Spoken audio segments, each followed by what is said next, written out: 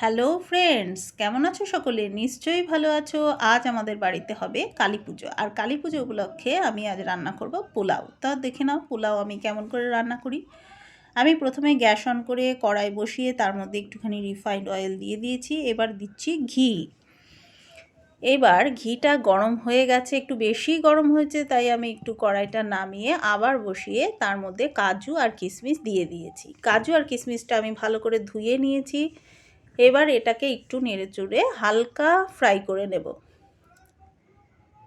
এবার এর মধ্যে অ্যাড করছি গোবিন্দভোগ চাল। গোবিন্দভোগ চালটা আমি ভালো করে ধুয়ে নিয়েছি। আর এর মধ্যে অ্যাড করব হলুদ গুঁড়ো আর নুন দিয়েছি। নুনটা আমি এখানে সন্তুক নুন ইউজ করেছি, কারণ এটা পুজোর ভোগ, সেই কারণে এখানে সন্তুক নুন দিয়েছি।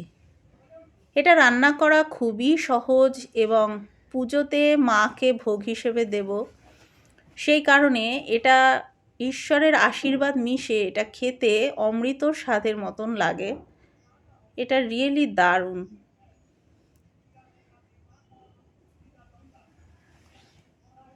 দেখুন, একটুখানি নাড়িয়ে চাড়িয়ে এবার আমি এর মধ্যে জল অ্যাড করছি। জলটা ভীষণই বুঝে শুনে আন্দাজ মতো অ্যাড করবেন, কারণ এটা জল ঝরানো যাবে না, জলটা চালের মধ্যে টেনে নেবে, তাই জলটা বুঝে শুনে দিতে হবে।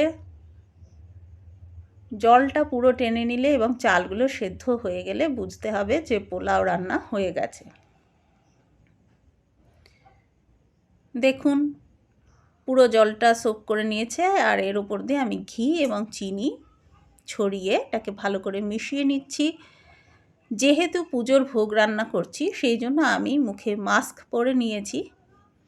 এবার এটাকে খুব ভালো করে নাড়িয়ে চাড়িয়ে ব্যাস নামিয়ে নেব।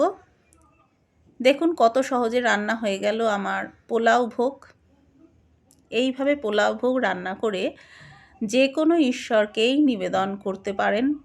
এটা ভীষণই ভালো এবং সহজ পদ্ধতি। ভিডিওটি যদি ভালো লেগে থাকে তাহলে অবশ্যই আপনারা লাইক, শেয়ার ও সাবস্ক্রাইব করবেন। Thanks for watching.